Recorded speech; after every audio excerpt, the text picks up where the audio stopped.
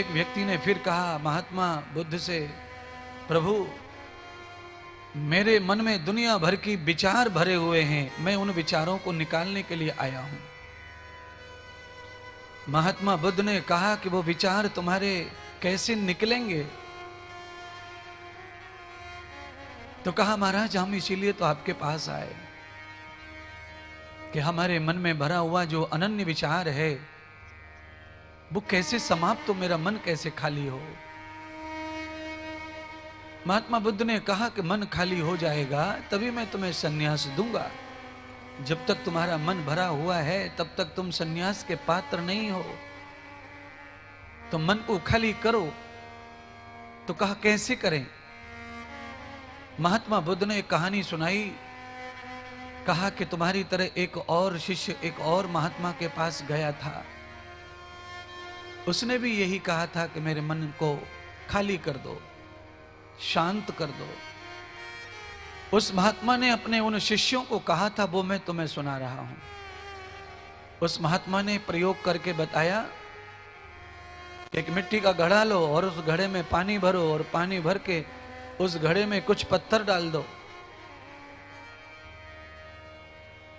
महात्मा के आदेश अनुसार उनके भक्तों ने पानी भरा घड़े में, उसमें आधा घड़ा थोड़े पत्थर डाल दिए उठाकर।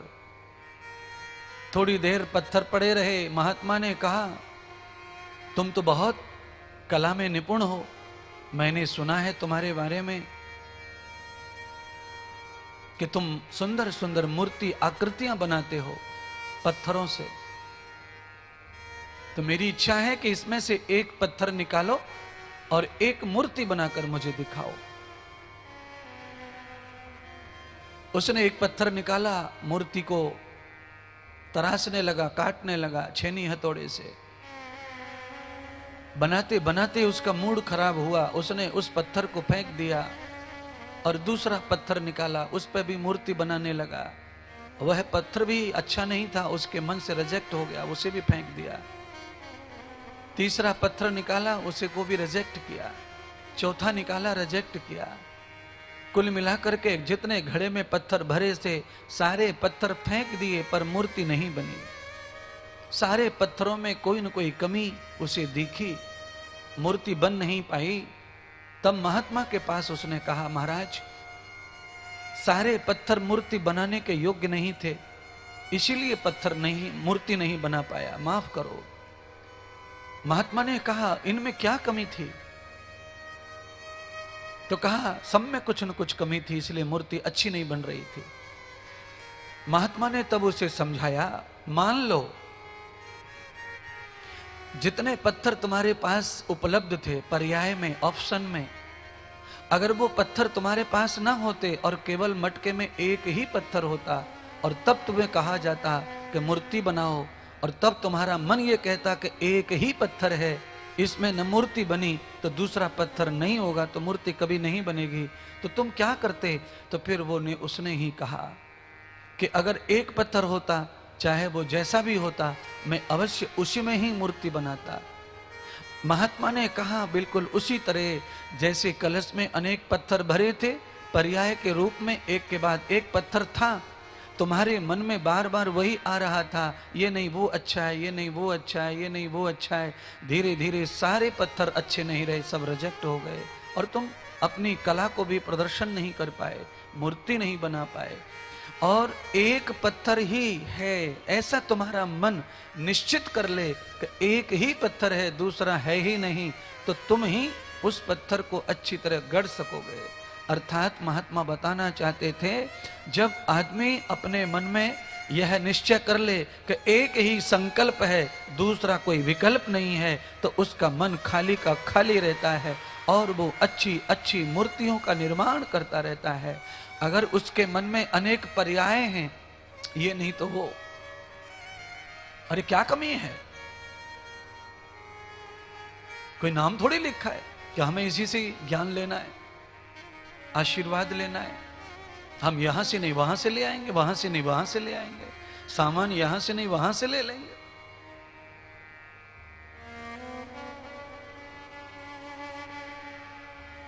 महात्मा बुद्ध ने ठीक समझाया कि जिस प्रकार उस महात्मा ने अपने शिष्यों को समझाया, बिल्कुल उसी तरह अगर तुम अपने मन के विचारों को खाली करना चाहते हो तो सारे के सारे विचार अपने आप गायब हो जाएंगे।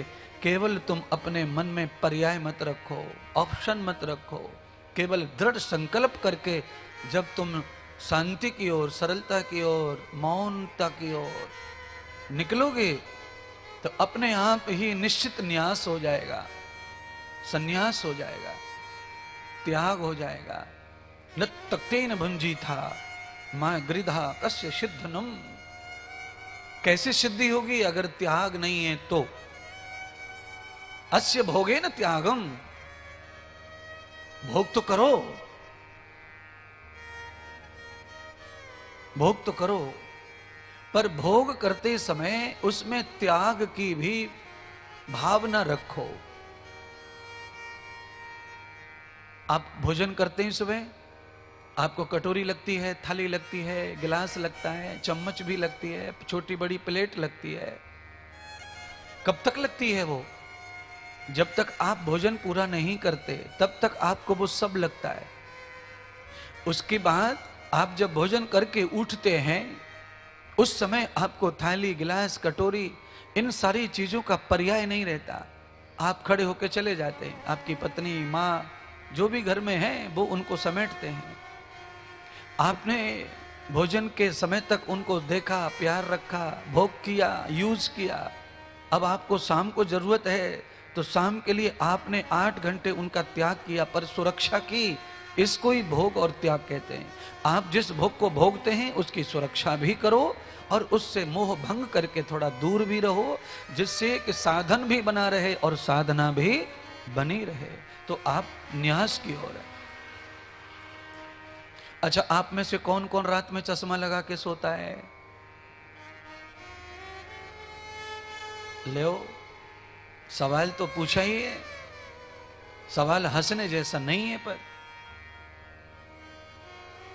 अच्छा, दूसरा सवाल मैं पूछूंगा तो वो हंसने जैसा है।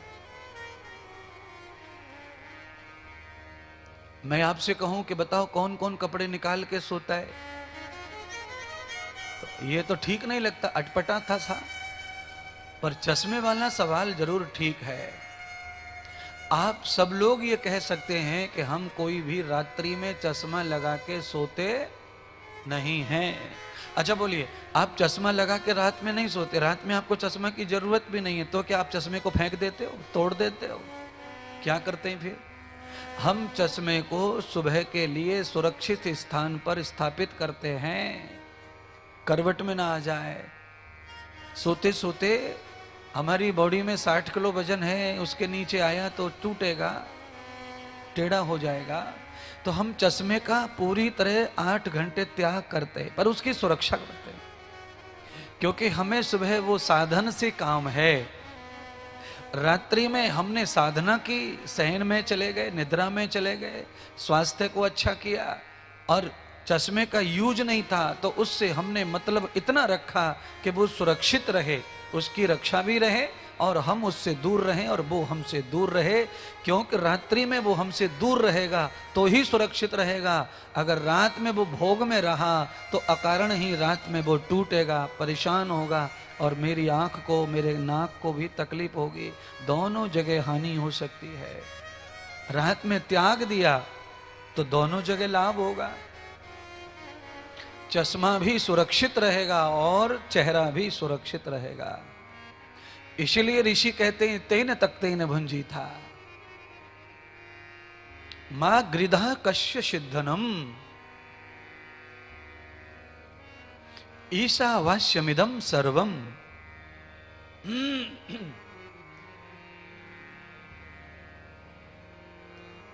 ईशावास्यमिदं सर्वम, परमात्मा सर्वत्र है। ईशावास्य इदम सर्वम,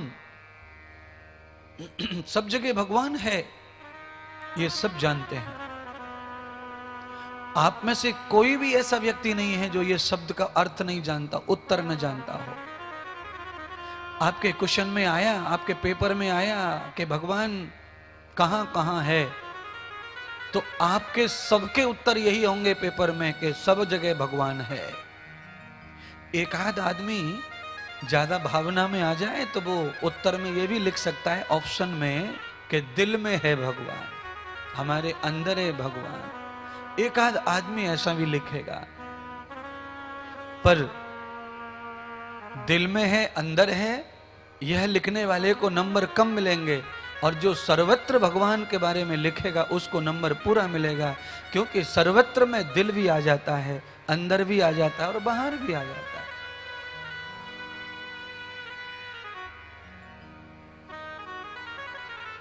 क्योंकि सर्वत्र में कोई जगह शेष नहीं रह जाती है।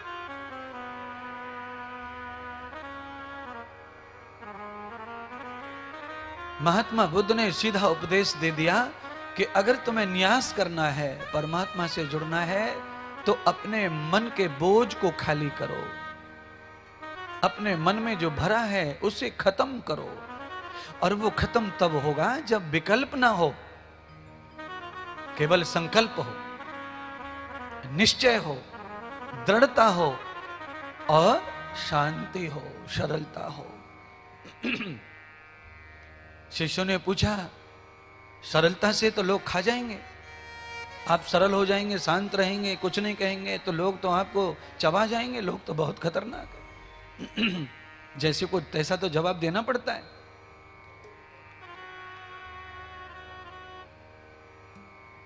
तब महात्मा बुद्ध ने एक और दृष्टांत सुनाया। कहा नहीं, जैसे को तैसा जवाब देने की भी आवश्यकता नहीं है लंबे समय तक। भगवान कृष्ण गीता में कहते हैं कि साम दाम दंड भेद, जब नीति सब समाप्त हो जाए, कोई नीति न काम कर रही हो, तब जैसे को तैसा जवाब देना चाहिए। अगर नीति शेष है तो पहले नीतियों का ही उपयोग करना चाहिए, और पहले श्रेष्ठ नीति का उपयोग करना चाहिए, उत्तम नीति का उपयोग करना चाहिए। झटपट निर्णय नहीं लेना चाहिए। अरे इसने कह दिया, इसने बता दिया और हमने मान लिया, निर्णय ले लिया। अरे जो बताया है वो जरा दूसरे से भी तो पूछो, क्या सही है क्या गलत है। दिमाग निर्णय लेगा तो लंबी हानि होगी, लंबे समय तक हानि होगी। वहां तुम नहीं थे ना जहां कोई घटना घटी, बताने में न जाने कितना फर्क और अंतर आ जाता है विषय को। मैंने जितना प्रवचन अभी किया है, ये सारा प्रवचन तुमने सुना है, उसको सुनने के बाद अगर मैं तुमसे कहूं कि मैंने जितना सुनाया है उसका 20% मुझे अभी के अभी सुनाओ, तो मैं गारंटी कह सकता हूं उसमें से आप 2% भी श्योर नहीं सुना सकते। जैसा सुन रहे हो वैसा नहीं सुना सकते, आपकी तरह सुनाओगे, आपकी तरह। मेरी बातों को आप सुन तो रहे हो अपनी तरह और सुनाओगे भी अपनी तरह। अनेक परिवर्तन आ जाएंगे इन्हीं बातों में। महात्मा बुद्ध से जब पूछा तो महात्मा बुद्ध ने कहा कि जैसे को तैसा, शीघ्र जवाब देने की जरूरत नहीं है, तुम्हें अपने नित्य धर्म का पालन करना चाहिए। तो कहा लोग तो तकलीफ में डाल देंगे, ऐसे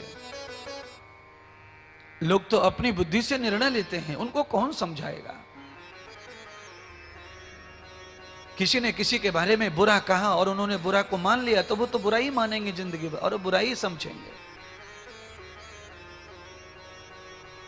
इतने वर्षों की सारे मिलन को, प्रेम को, सबको एक पल में खत्म कर देंगे, ये बुद्धि के निर्णय। और बुद्धि में सात्विकता है, बुद्धि में समझ है, तो हमारा संबंध कभी नहीं खत्म होगा। महात्मा बुद्ध ने समझाया, अरे वत्स,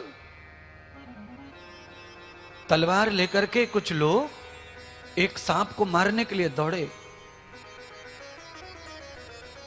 सांप ने देखा कि ये तो मुझे मार डालेंगे, काट डालेंगे, तो सांप ने भी क्रोध धारण कर लिया और कैसे करके फुसकार मारी या कोई क्या लीला की सांप ने, उनमें से किसी एक व्यक्ति की तलवार सांप के भी हाथ आ गई और सांप ने भी वही प्रयोग करने की कोशिश की जो इंसान कर रहा था। तलवार लेकर के हाथ में सांप मारने के लिए उसके पास हाथ तो था नहीं, पर उसमें घृणा, ईर्ष्या, क्रोध जैसे को तैसा जवाब देने का जो भाव है, अज्ञान पैदा हो गया और उस अज्ञान के कारण उसने तलवार को अपने तरीके से पकड़ा, अपने शरीर में तलवार को लपेटना शुरू किया और क्रोध में लाल हो गया सांप। जैसे क्रोध में सांप लाल हुआ, तलवार को लपेटने लगा, उस तलवार से सांप स्वयं ही कट गया। किसी को काटने की बजाय सांप के टुकड़े टुकड़े स्वयं हो गए, क्योंकि तलवार की तेज धार सांप के शरीर को काटती चली गई, क्योंकि सांप ने शरीर को जैसे ही लपेट के टाइट किया, तलवार ने सांप को काट दिया। आवश्यकता यह नहीं है कि सामने वाला हमारे ऊपर क्रोध कर रहा है तो उसका क्रोध का जवाब क्रोध है। आप कल्पना करो, हमेशा ठंडा लोहा गर्म लोहे को काटता है। छोटी सी छेनी बड़े बड़े लोहे के टुकड़ों को काट डालती है, मोड़ डालती है, टेढ़ा कर देती है, हथियार बना देती है, औजार बना देती है, उपहार बना देती है, अलंकरण कर देती है। आप चाहे कितने भी पावर की बिजली घर में कनेक्ट कर लो, कनेक्शन ले लो, पर जब तक आपको ठंडा तार नहीं मिलेगा घर में बिजली जलने वाली नहीं है। अब इसका दूसरा भी अर्थ है। इसका दूसरा अर्थ यह है कि आपको सब सहन करने के लिए नहीं कथा सुनाई जा रही है, आपको थोड़ा इंतजार करना है, थोड़ा सहन करना है। अति सर्वत्र वर्जते, जब अति से ऊपर कोई चीज चली जाती है तब आपको अपना हथियार उठाना है, फिर आपको जैसे का तैसा बदला देना है, फिर आपको कुएं की आवाज कुएं से जो निकलती है वो सेम टू सेम होती है, वो आपको निकालनी है। पर उसके लिए प्रभु कहते हैं अनंत क्षणों न विहतम कर्म। जब कोई रास्ता न दिख रहा हो, अंतिम टाइम आ गया हो, तो आप वज्र हो जाइए। ऐसा मेरे सत्संग को सुन के इतने सीधे मत हो जाना कि जो आए सो तुम्हें पीटता ठोकता चला जाए।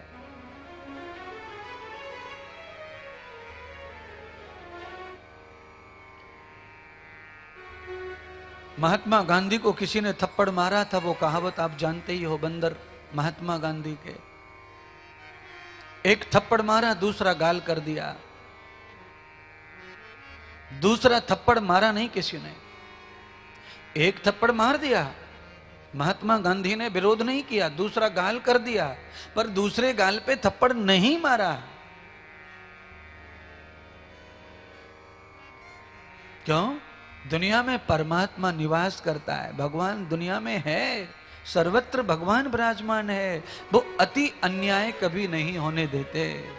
कर्मों के फल अनुसार थोड़ा बहुत अन्याय होता है, वो दंड के रूप में हमें प्राप्त होता है। सामने वाला हमारे ऊपर अत्याचार कर रहा है, वो अत्याचार भी किसी कर्म का ही फल है। पर अति जब होती है तो परमात्मा अति के साथ प्रकट हो जाते हैं और फिर वो उस अत्याचार का जवाब देते हैं। धैर्य किसी भी आश्रम को अच्छा चलाने के लिए आवश्यक है। मैंने आज तक किसी से लड़ाई नहीं लड़ी है, लड़ने वाले बहुत आए बहुत गए जीवन में, पर मैंने लड़ाई लड़ी नहीं है। क्यों? क्योंकि मैंने खूब अध्ययन किया हुआ है जीवन का, शास्त्र का, महात्मा ऋषियों का, ये सिखा के गए हैं। अगर आपको संसार में धर्म की स्थापना करनी है तो आपको हिमालय की तरह वज्र बनना पड़ेगा। हिमालय के ऊपर अनेक कुठार होते हैं, धरती के ऊपर अनेक प्रहार होते हैं। कोई किस लिए खोद रहा है धरती को, कोई किस लिए खोद रहा है, कोई किस लिए खोद रहा है, किसी ने क्यों गड्ढा खोदा, किसी ने क्यों गड्ढा खोदा। लोग अपने मतलब के लिए धरती को खोदने में लगे हैं, पर किसी को यह नहीं पता है कि धरती को पीड़ा हो रही है या नहीं हो रही है। क्यों? धरती को पीड़ा होती है, अगर वो कंपन करती है, भूकंप आता है तो पीड़ा तो होती है। इसीलिए तो भगवान के पास में धरती समय समय पर जाती है कि मेरी रक्षा करो। पापियों ने लहू लुहान कर दिया, मेरी रक्षा करो, हे देव कृपा करो मेरे ऊपर।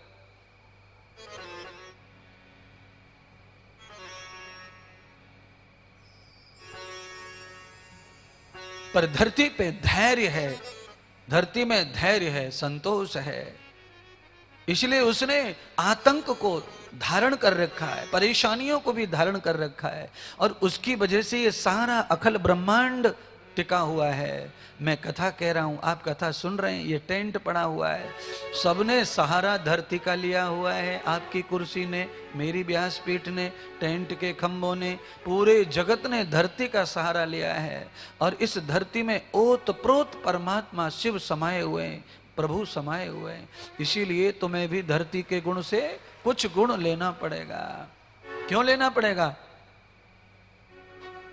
क्योंकि शरीर में धरती का प्रभाव है।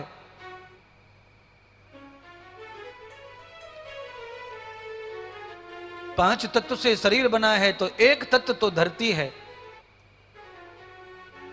अगर धरती से निर्माण शरीर हुआ है, तो हमारे शरीर में शांति, धैर्य जरूर चाहिए, सरलता चाहिए। मेरी वजह से अगर किसी के घर में, किसी के जीवन में कोई खुशी आ सकती है, उनके जीवन के कोई कष्ट, कोई परेशानी जा सकते हैं, तो फिर मुझे अपनी सारी तपस्या को सामने रख देना चाहिए और ये सोचना चाहिए कि आज मेरे जीवन का कोई भी तप जब इनको लागू पड़ता है और इनका अच्छा होता है, तो फिर हमारी तपस्या भी चली जाए, पर सामने वाले का पान प्राप्त हो जाए, उसको सुख मिले, सुकून मिले। पर इतना भी देने के बाद कोई उंगली उठाए तो फिर अति वाली बात है ये ना। पहले समझना होगा, ऑपरेशन समझना होगा। दांत का ऑपरेशन करना है तो बिना मुंह छुए दांत का ऑपरेशन कैसे होगा? आंख का ऑपरेशन करना है, आपके आंखों के एरिया को बिना छुए कैसे ऑपरेशन होगा? कहीं तो हाथ लगेगा, जो वैसे ठीक नहीं है, पर काम करते समय तो लगता है। आपके स्वास्थ्य को, आपके जीवन को, आपके जीवन में आई हुई कठिनाइयों को, आपके जीवन में आई हुई बुराइयों को जो घर वालों को पता नहीं है, आपके जीवन में जो बुराई है घर वालों को पता नहीं है। घर वाले आपको बिल्कुल लक्ष्मी मानते हैं, विष्णु मानते हैं, पर आप में जो बुराई है, जिनसे आप खुद अकेले अकेले परेशान हैं, जब आप वो बुराई किसी महात्मा ज्ञानी के पास रखते हैं, तो उसका समाधान महात्मा तत्काल पर्सनल ही करता है, वो परिवार को पूछ के नहीं करता है। पर आदि बात जब बताई जाती है तो भ्रम फैलता है, संशय फैलता है। बात बताई तो पूरी बताई जानी चाहिए। महात्मा बुद्ध कहते हैं अपने शिष्यों से, हे वत्स, न्यासान धर्मत्त प्रयाण उपासिता। उपासना के लिए आदमी पूर्णतः खाली होना चाहिए, और जब वो विकल्प नहीं ढूंढता है तो उसका कोई भी आश्रम उसकी मुक्ति के लिए भरपूर होता है। फिर उसे सन्यास, जंगल में जाना अनिवार्य नहीं होता है, पर वो किसी भी आश्रम में पूर्ण नहीं है,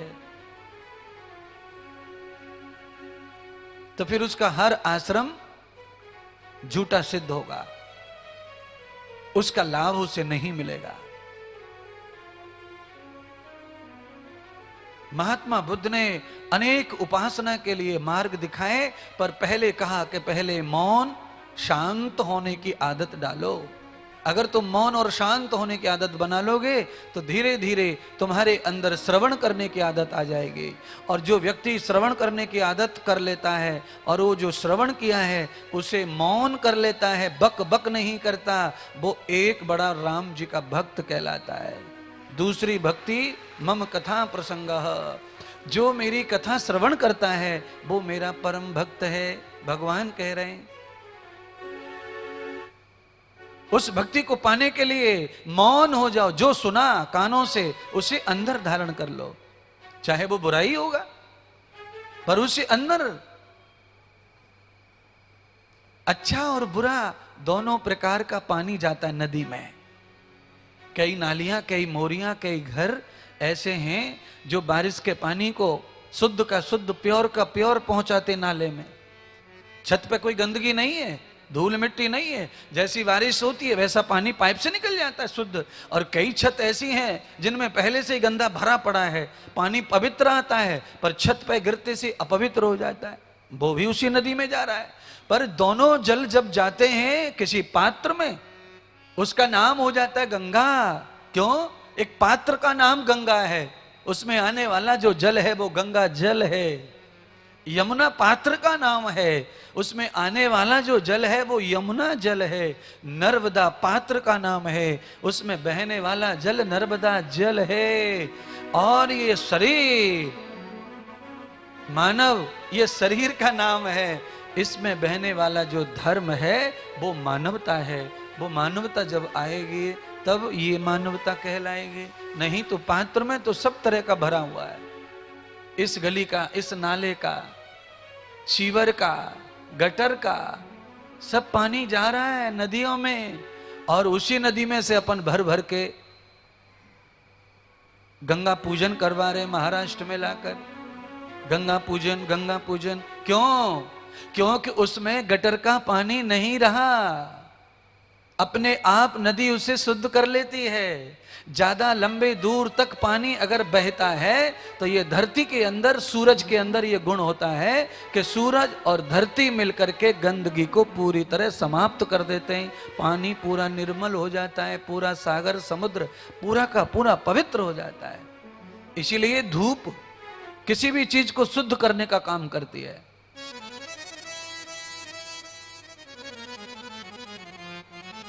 प्रत्येक चीज शुद्ध होती है धूप से। अच्छा बोलो, अचार में फफूंदा लग जाता है तो हम कहां रखते हैं उसको?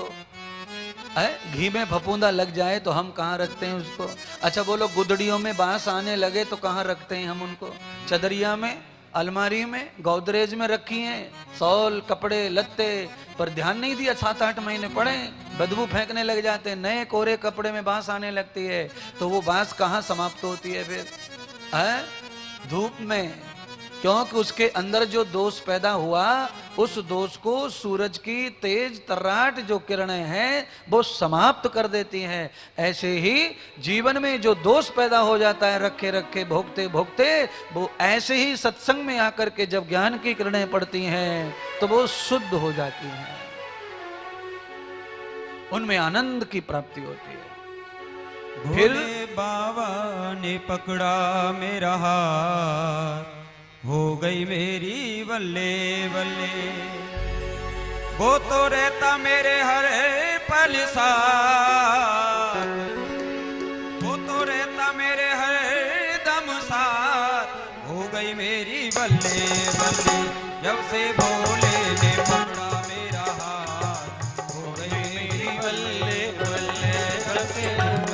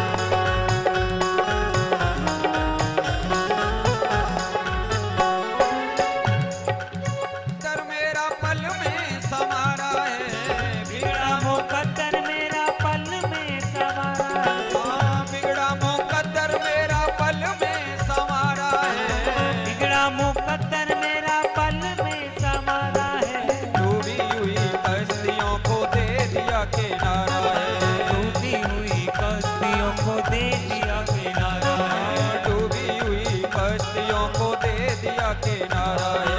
टूटी हुई कश्तियों को दे दिया किनारा। मेरे हो गए निराले ठाठ, मेरे हो गए निराले ठाठ, हो गई मेरी बल्ले बल्ले।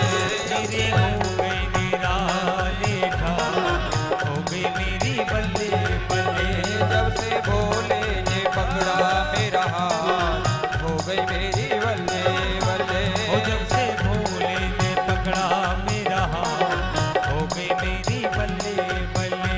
वो तो रहता मेरे हर पल सा, वो तो रहता मेरे हर पल सा, वो तो रहता मेरे हर दम सा, वो तो रहता मेरे हर दम सा। मेरी बल्ले बल्ले। जब से भोले